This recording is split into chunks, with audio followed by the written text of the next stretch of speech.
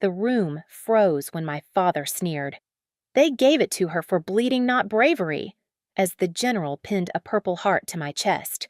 I'd survived Kandahar with shrapnel lodged in my skull, but nothing cut deeper than that insult. Then the general pulled out a sealed folder, his voice turning cold. What he revealed about my own family made the ambush look almost merciful. It didn't start with betrayal. It started with responsibility. I was 12 the first time I paid the water bill without telling anyone. Dad had been drinking again, and Mom was too busy cleaning houses to notice the red slip taped to the door. I'd hidden it, rode my bike 5 miles to the drop box, and used the babysitting money I was saving for a pair of cleats I'd never buy. That was the rhythm of my life. Quiet fixes, invisible effort, holding everything together before it cracked wide open. Dad used to say I was the strong one. Built different, he'd mutter when I helped him change the oil or lifted things Leah wouldn't touch. But when I enlisted at 17, that pride turned sour. "Oh, so you think you're better than all of us now," he barked, slamming his coffee mug down.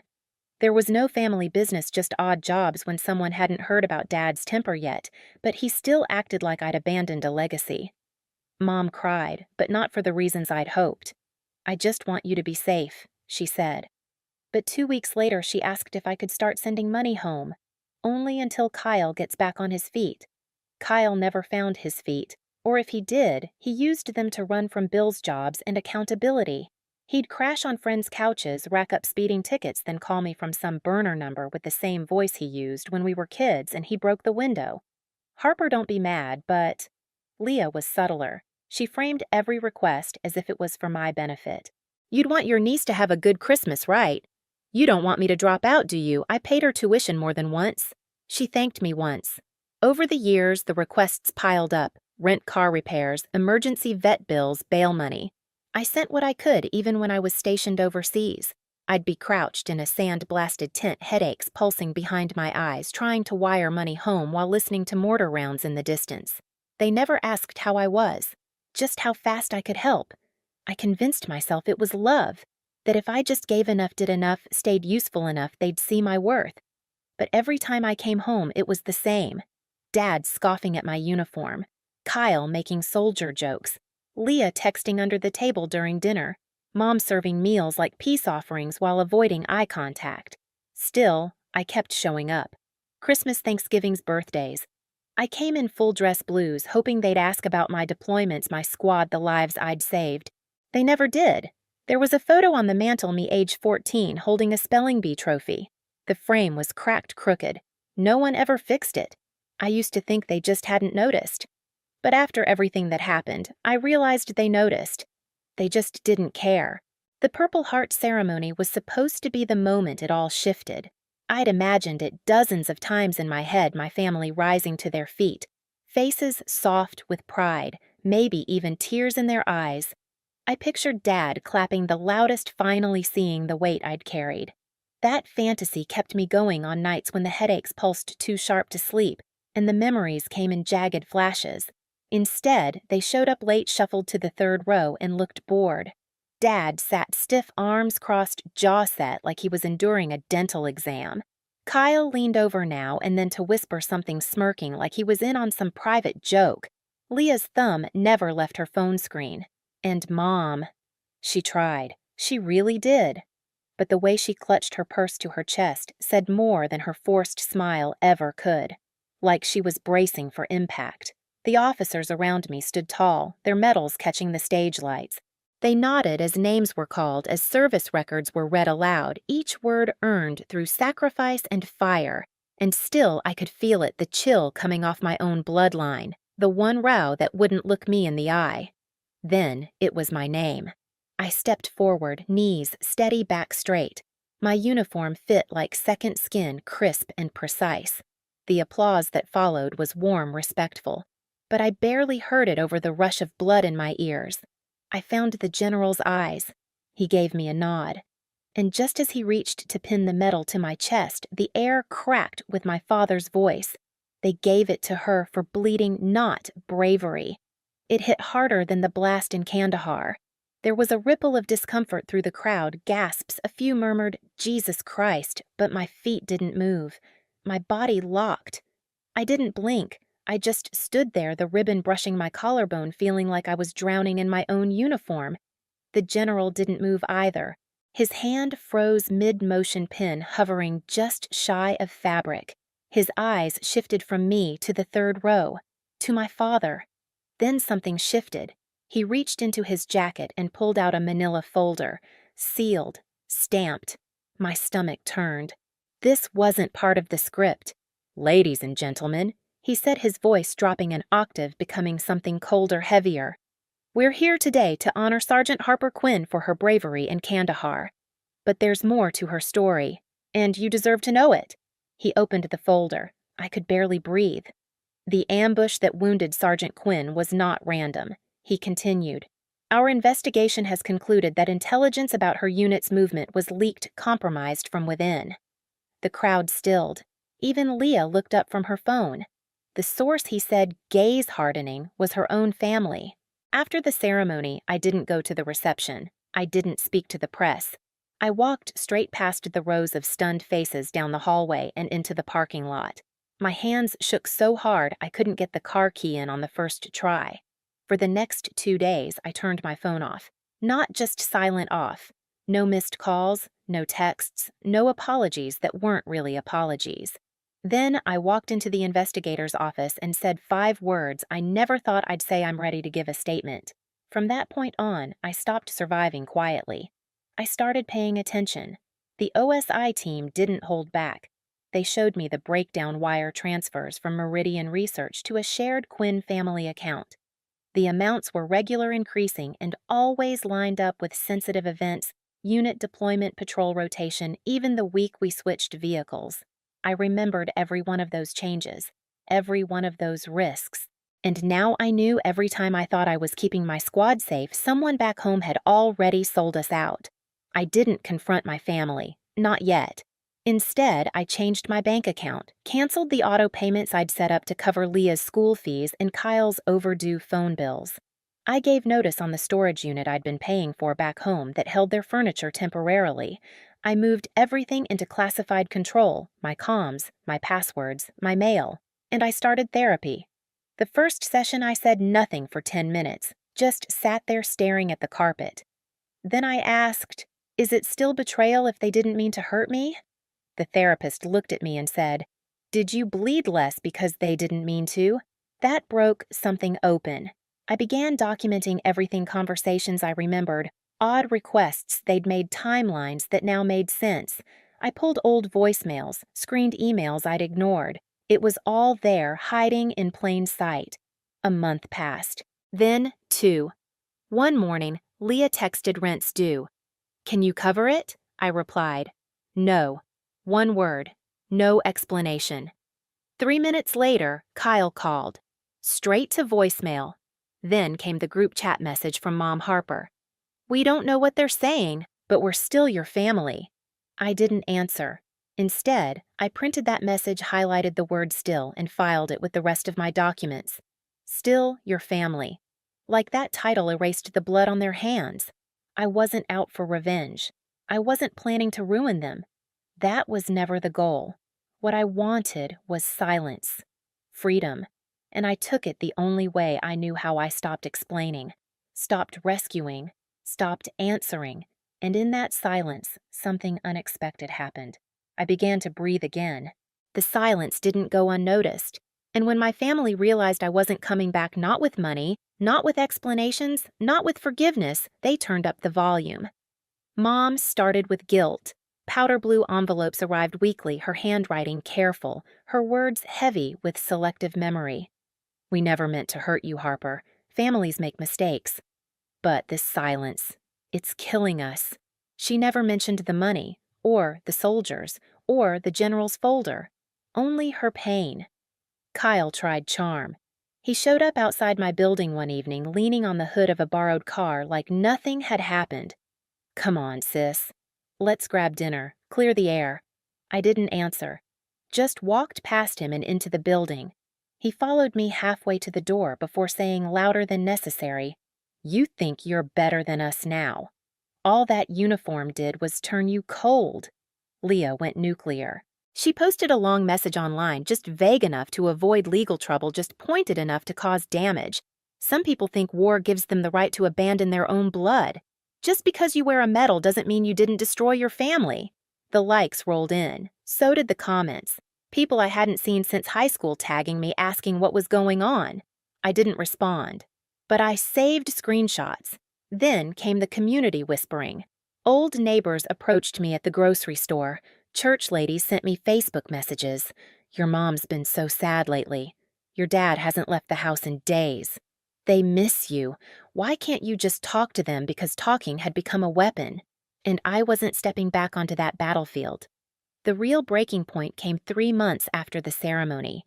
I received a letter from a distant cousin, a woman I barely knew, inviting me to Thanksgiving. She wrote about healing, about how the family needed a leader to bring us together again. The word leader was underlined, as if this was a campaign, as if I'd earned rank just to be used again. That night, I sat at my kitchen table with the letter in one hand and my Purple Heart in the other. One was shiny, official, earned in blood. The other was paper ink and manipulation dressed up as reunion. I burned the letter in the sink. They'd tried everything: guilt, shame, nostalgia, smear tactics, sympathy campaigns. But I'd changed. I didn't flinch when they cried, didn't explain when they lashed out, didn't reply when they said I was the one who broke the family, because I finally understood something that had taken me 29 years and a near-death experience to learn. The family that betrays you doesn't get to demand access just because they feel bad about it later, especially when the regret is mostly about losing what you gave them, not losing you.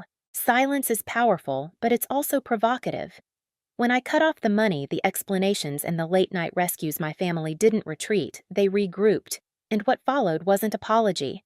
It was war. Mom's campaign began with guilt. Letters in soft blue envelopes, her handwriting curling like smoke. We all make mistakes, Harper. Families forgive. Don't let pride ruin us. But the words never touched the truth. Not one mention of money wired from Meridian Research, not one acknowledgement of soldiers who never made it home. Just a rewrite. She was the victim of my silence. Kyle chose charm, the same lazy grin he used to talk his way out of speeding tickets. He caught me outside the commissary one Saturday carrying a six-pack like it was a peace treaty. Let's talk, sis.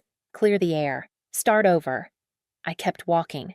He raised his voice as I reached my car. All those medals just made you cold. You think you're better than us? I didn't turn around. But inside, the old reflex flared, the one that wanted to explain, to soothe. I strangled it in silence. Leah played a louder game. She took to social media, posting vague accusations dressed up as family drama. Some people forget who loved them before the medals. Some people abandon blood for glory. Her followers filled the comments with sympathy. Old classmates tagged me asking what happened. I said nothing, but I printed every post, slid them into a folder labeled evidence. Silence isn't weakness. It's strategy. The whispers spread offline, too. Neighbors approached me at the grocery store, their eyes wide with concern. Your poor mom. She says you won't answer her calls. Church acquaintances messaged me late at night. Your dad is heartbroken. Can't you just forgive him? They weren't malicious. They were pawns. My family had mastered manipulation, and the community was their new megaphone. Then came the performance. Thanksgiving invitations carefully scripted by cousins I hadn't spoken to in years. The wording was strategic. We need you, Harper. You're the leader who can heal us. Leader was underlined twice. They didn't want me home. They wanted me useful. I held that letter in one hand and my Purple Heart in the other. One object was heavy, real, earned in dust and fire. The other was paper thin and false, begging me to pretend the past didn't exist. I fed the letter to the sink flames, watched ink curl into smoke. The escalation continued. Kyle tried cornering me outside my apartment. His words slurred, his smile sour. He said I was selfish, that without me the family was falling apart. Leah weaponized Emma showing up with her daughter and saying she misses her aunt. Don't punish a child. Mom left voicemails describing Dad's declining health, her tears dripping between the lines. Every angle tested. Every tactic sharpened, but something had changed in me. I no longer flinched when they cried. I no longer explained when they accused. And I no longer mistook persistence for love. The truth was brutal and liberating. They weren't fighting for me. They were fighting for access to my money, my time, my silence. And for the first time in my life, I didn't give it to them. 5 years later, I stood in the same hall where everything had shattered. The polished wood, the echo of footsteps, the hum of quiet anticipation, it all came back like a ghost replay. But this time, I wasn't receiving a medal. I was giving a lecture. Captain Harper Quinn assigned to train younger officers on operational security. My story had become a case study. I told them what no one ever wants to believe. Sometimes the threat doesn't wear a uniform. Sometimes it shares your last name. The room went still, faces fresh with youth eyes, wide with disbelief. I remembered being their age, certain blood meant safety. I watched realization ripple through them, and I knew my scars weren't just mine anymore. They were a warning. Afterward, a young sergeant pulled me aside. Her hands trembled slightly as she spoke. "Ma'am, my mom keeps asking for my deployment schedule. Says it's to plan visits, but she wants times, names, unit details. It feels wrong." Her voice cracked on that last word. "Trust your instincts," I told her. "Document everything. Silence buys you time. Time buys you safety." 6 months later, that sergeant's documentation exposed another family-based leak. Foreign operatives again. Same strategy, same lies dressed up as research. But this time, it stopped before blood was spilled. That night, I sat at my desk staring at the Purple Heart. The metal had once felt poisoned proof of betrayal carved into bronze. Now it carried a different weight, not just survival, but legacy. And then came the knock. I wasn't expecting visitors. Through the peephole, I saw a teenage girl with dark hair and my father's stubborn jaw. Emma, Leah's daughter, 17 now, backpack slung over one shoulder, eyes sharp with purpose. I opened the door but kept the chain latched. "Aunt Harper," she said carefully, "I know I'm not supposed to be here. Mom doesn't know, but I need the truth." Her words cut sharper than any accusation. I studied her the same bloodline, but different fire. "How did you find me, Google?" "Military announcements. I've been following your career since I was old enough to use a computer." She took a breath. "I found old bank statements. Deposits from something called Meridian Research. The dates match your deployments. Mom always said you abandoned us, but I don't believe her anymore." My chest tightened. For years, Emma had been the pawn the child leveraged to guilt me back into compliance. And now here she was seeking answers on her own. "Why does it matter to you?" I asked. "Because I'm about to turn 18. Because I need to know what kind of family I come from before I decide who I want to be." So I told her, not every classified detail, but enough: the ambush, the folder, the money, the betrayal. She sat in silence, face pale, knuckles white on her backpack straps. When I finished, she whispered, "They said you were cold, that you destroyed the family, but you were the one they destroyed." I nodded once. Emma's eyes burned with something fierce. "I don't want to be like them. I want to be better. I want to serve, not for penance for myself. So one day someone can say I did something that mattered." For the first time in years, I felt something other than grief when I looked at family. I felt possibility. "Write to me," I said finally. "I can't promise I'll always answer, but I'll always read." She smiled, a small, shaky thing, but real. And in that moment, I saw the echo I never expected, not a repetition of betrayal, but a chance to break the cycle. The Purple Heart still sits on my desk. For years, it felt like a shackle reminding me not only of Kandahar, but of the people who sold me out to my enemies. Now it's different. It's proof that I survived both kinds of battle, the one fought with bullets and the one fought with blood ties. Cutting my family off wasn't the hardest part. It was rebuilding something in the empty space they left behind. I had to learn that boundaries aren't cruelty, that loyalty without respect isn't love.